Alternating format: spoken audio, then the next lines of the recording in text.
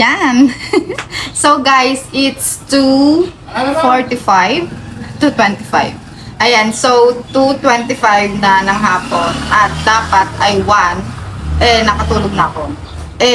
Late tayo gumising at 10 AM na yata ako nagising kanina. At ang nagawa ko lang ay magkwenta. Tapos ngayon ay nag-shower na ako.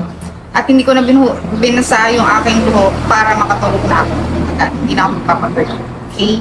So, mag-close na tayo ng tindahan. Actually, kanina pa ako naka-close dahil hindi na pwede na naliligo ako tapos naka-open pa. So, kanina pa ako nag-close at nakakain na rin ako.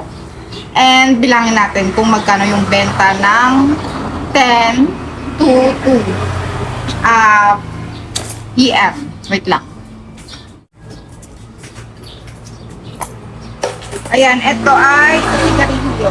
Ito lang yung buo na pera, 250 sa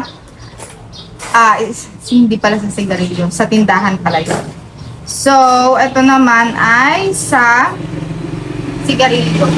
Ito lang yung buo, hindi ko na sinasama sa kwenta yung mga barya. Okay? 1, 2, 3, 4, 5, 6, 7, 8. So, may 800 na tayo. And sa Gcash naman ay 1, 2, 100, 10, 14, 10, plus 12, 150. Yan. Tapos na tayo with 154. So, bawi na lang tayo mamayang hapon at hanggang gabi. Yun lang.